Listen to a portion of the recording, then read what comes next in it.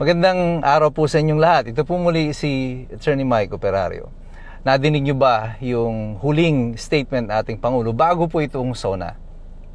Na sa mga pagbaha daw po, sa bagyo na ito, kailangan nating baguhin natin ang ating kaisipan at malaman natin na hindi na ito emergency. Ibig sabihin, tanggapin na daw po natin to bilang bagong realidad ng ating buhay. Marami ang nagsabi, nabasa ko, bangag talaga ang Pangulo, hindi niya alam ang kanyang sinasabi, etc. etc. Pero alam niyo ba, hindi ako naniniwalang hindi niya alam ang kanyang sinasabi. Sa aking pagtataya, sa aking sapantaha, lahat ng kanyang sinasabi is very calculated. This is called flipping the narrative. I think with the appointment of the new Presidential Communications Officer, nagbago sila ng estratehiya. Mapapansin niyo ito, kahit si Claire Castro, nagbago ng estilo niya ng kanyang pagiging spokesperson ng presidente. Very calculated na siya, hindi na siya nang aaway, very demure na siya sa kasalukuyan. Kaya lang, problema niya, pag nagbablog siya at hindi na siya yung nakatayo bilang presidential spokesperson, balik uli siya sa dati.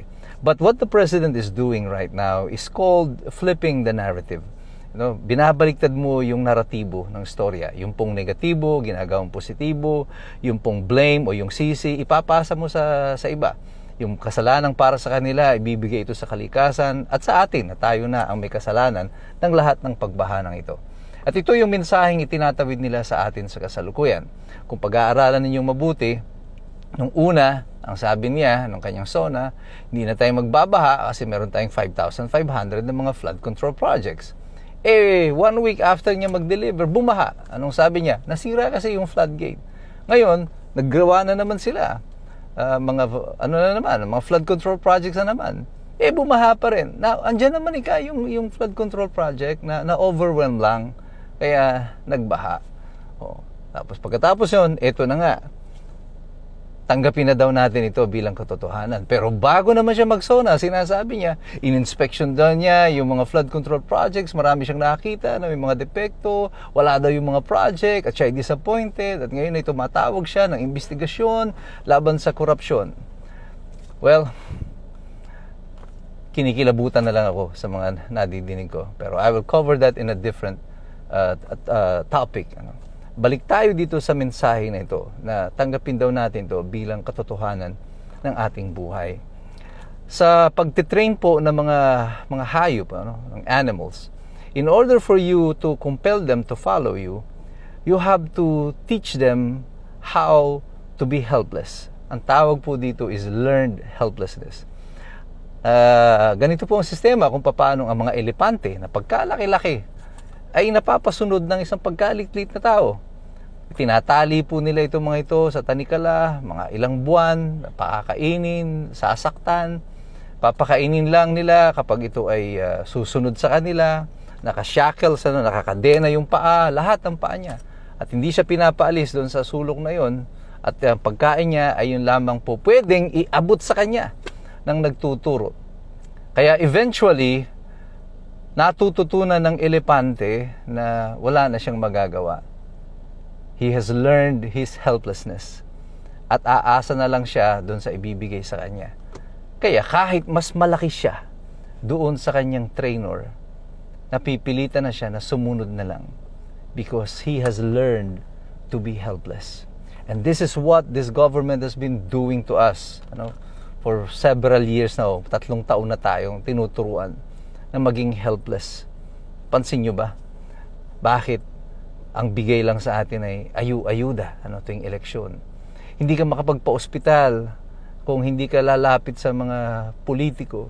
Hindi ka makakalabas kung hindi ka lalapit sa mayor, sa governor, sa congressman. At bibigyan ka ng mga sulat. Para lahat kayo ay mangungutangan ng loob sa kanila. Pero kanino may pinagbabayad doon sa ospital? Kanila ba? Hindi po. Sa atin din naman yan galing. But we are being taught how to be helpless.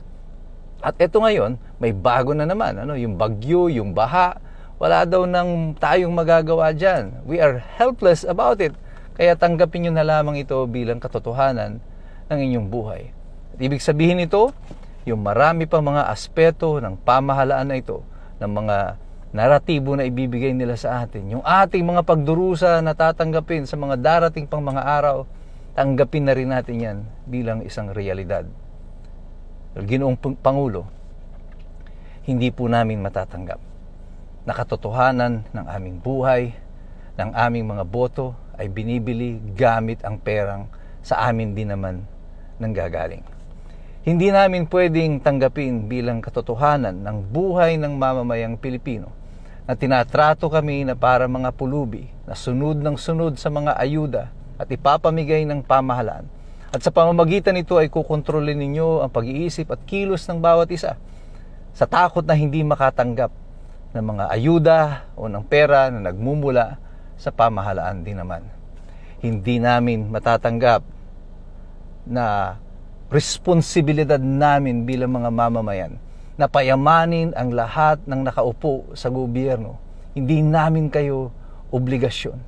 Hindi namin matatanggap na habang ang mga tao ay naghihirap at kumakain at marami ang hindi nagsasapat ang kanilang pagkain at tumataas ang insidente ng tagutom, kayo naman ng mga nasa pamahalaan ay nabubuhay sa karangyaan, namimili ng sari-sari mga sasakyan, mga mamahaling bag, pumupunta sa ibang bansa para lamang mag-party-party at mamatay sa droga.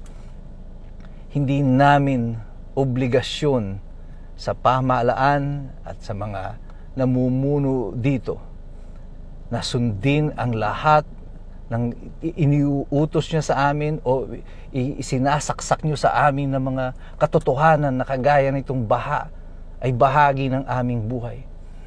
Ito ay produkto ng kapabayaan, ng pagnanakaw, ng kawalang concern sa estado ng pamumuhay, ng pamahalaan, and the danger it causes the lives of the Filipino people.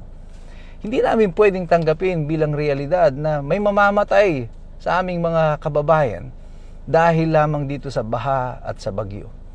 At habang kayo ay ligtas sa inyong mga tahanan, ang buong Pilipinas ay nalulugmok sa kahirapan. Maraming mga katotohanan na nais niyong ilatag sa amin ang hindi namin tinatanggap. At kung noon ay umuubra ang ganitong mga impormasyon, ngayon po ay hindi namin ito matatanggap. Gising na po ang sambayan ng Pilipino.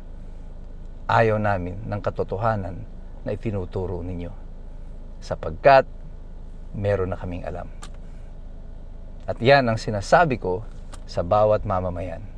Mag-aral kayo, magmasid kayo, sapagkat mahirap makialam ang taong walang alam. God bless you, God bless us all.